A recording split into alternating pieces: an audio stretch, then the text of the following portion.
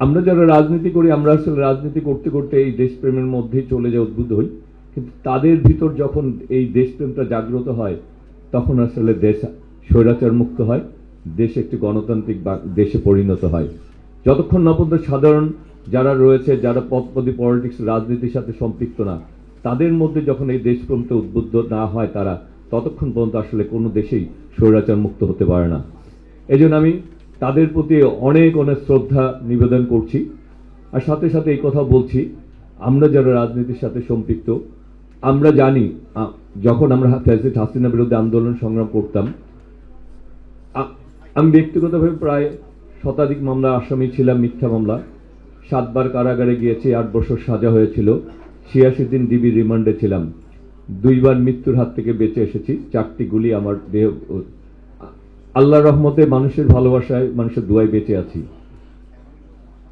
তারপরেও আমার পরিবার আমাকে বারবার, আমি পরিবারের সবার ছোট ছেলে, আমার ভাই বোন 3 ভাই 2 বোন, আমার পরিবার আমাকে বারবার নিষেধ করেছিল আর রাজনীতির সাথে সম্পৃক্ত হতে।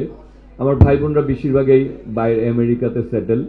আমাকে জোর করে তারা কয়েকবার আমেরিকা নিয়ে 10-12 চেষ্টা করেছিল বাংলাদেশে যাতে আমি না আসতে পারি। আমি একটি সময় আমার গ্রিন কার্ড ছিল, সেটি সারেন্ডার করি। আমি তখন বলেছিলাম আসলে আমি বিরোধী দলে কখনোই আমার পক্ষে সম্ভব না এই দেশ ছেড়ে যাওয়া। কারণ হচ্ছে আমাদের সহযোদ্ধারা তারা রক্ত দিয়েছে, সহযোদ্ধারা জীবন দিয়েছে, আমি এটি পারবো না। তাতে তোমরা আমার পরিবার বা তোমরা আমার সাথে থাকো কি না থাকো, আমি বিরোধী দলে থাকবো না। কারণ হচ্ছে এই সুজনকে আমি দেখেছি, আমি যখন 2000 আমি যখন সুজন গুম হয় তখন আমি কারাগারে ছিলাম, ফরাদ গুম হয় আমি কারাগারে ছিলাম, জনিকে যখন হত্যা করা হয় তখনও মনে হয় আমি কারাগারেই ছিলাম। কারণ জনিকে দেখতে তখন তোমরা, আমি আসলে আমরা খুব কাছ থেকে দেখেছি আমাদের অনেক সহযোদ্ধাকে পঙ্গু হতে, অনেক সহযোদ্ধাকে। আসলে আমরা যতটুকু সময় কাটাই তার সময় বেশিরভাগ সময় কিন্তু আমরা পরিবারের সাথে কাটাই না। সকালে বের হই, সারাদিন বাইরে থাকি, রাতে যে মা ভাত বেড়ে দেয়, হ্যাঁ আমি এখন আমার মা আছে বাবা নেই, এই ভাই, কিন্তু আমাদের সহযোদ্ধাতে অনেক সময় কাটাই। এখনো যখন তাদেরকে একটা ব্যাপারে, তারা একটা কোনো ব্যাপারে রাগ করে, তাদেরকে ডাক দিয়ে ধমক দিই, তারা হয়তো বাবা মার কথা শুনে না কিন্তু আমাদের কথা শুনে। তারা বড় ভাই হিসাবে আমাদেরকে সেই মর্যাদাটুকু দেয়। আমি আপনাদেরকে কথা দিচ্ছি, আমি যতদিন, আমি জানি না আমি কতদিন বেঁচে থাকবো, কারণ বিভিন্ন সময় আমাকে হত্যা করার পরিকল্পনা করা হয়। আমি যতদিন বেঁচে থাকবো আর আমার দল যদি একটা ভালো জায়গায় আসে, আমি যতদিন বেঁচে থাকবো আমি এই শহীদ পরিবারগুলির সাথে থাকবো, আপনাদেরকে কথা দিচ্ছি।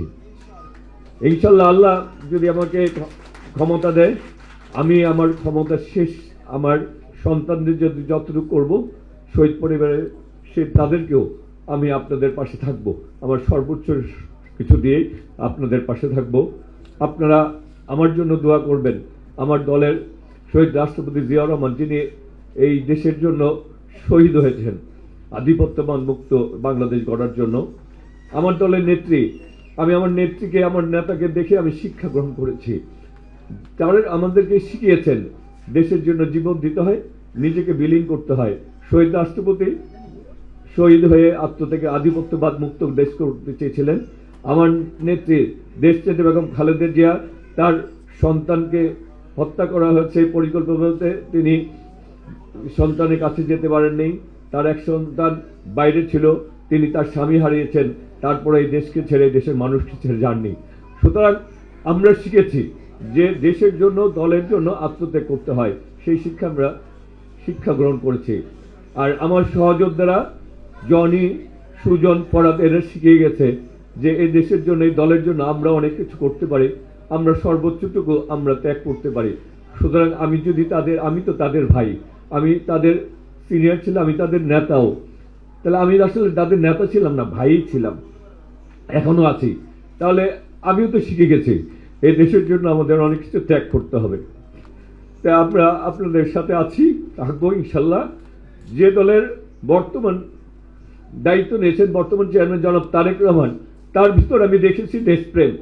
সুতরাং আমি ভরসা পাই যে যতদিন তারেক রহমান বেঁচে থাকবে, যতদিন বাংলাদেশের জাতীয়তাবাদী দলের নেতৃত্বে তারেক রহমানের হচ্ছে জিয়া পরিবার আছে, ততদিন ইনশাল্লাহ আমার শক্তি রয়েছে, সাহস রয়েছে, আমিও ইনশাল্লাহ আপনাদের সাথে থাকতে পারবো, সেই সাহস আমি পাই। সুতরাং আমি সেই সাহসে বলিয়ান হয়ে বলছি, আমি আপনাদের সাথে থাকবো। আমি জিতি, পরাজিত হই বা বিজয়ী, সেটি বড় ব্যাপার নয়। আমি আপনাদের সহযোদ্ধা, আমি আপনাদের ভাই। সেই পরিচয় যাতে আমি সবসময় আপনাদের পাশে থাকতে পারি, সেই দোয়া করবেন। এবং আপনাদের ভালোবাসে সিক্ত হয়ে, আপনাদের একজন সহযোদ্ধা ভাই হয়ে, আপনাদের আমার দ্বারা আমি যদি ন্যূনতম আপনাদের উপকার করতে পারি, আমি মনে করি আমার রাজনীতি ধন্য হয়েছে। আমরা রাজনীতি মনে করি দায়িত্ব, ক্ষমতা নাই, আর জনপ্রতিনিধি মনে করি যে আপনার জবাবদিহিতা। সুতরাং আমরা আপনাদের পাশে আছি, ইনশাল্লাহ থাকবো, এবং তারেক রহমান জিয়া পরিবার আপনাদের পাশে ইনশাল্লাহ থাকবে। আমি আপনাদের সকলের প্রতি অনেক অনেক শ্রদ্ধা, ভালোবাসা এবং জানিয়ে আজকে বিদায় নিচ্ছি। একটি কথা মনে রাখবেন, ইনশাল্লাহ আল্লাহ রহমতে, আল্লাহ যদি দেয়, আমি সকল অবস্থায় সকল পর্যায়ে আপনার সাথে আছি, ইনশাল্লাহ থাকবো, সেই প্রত্যাশা রেখে আজকে মধ্যে দিচ্ছি। আসসালামু আলাইকুম।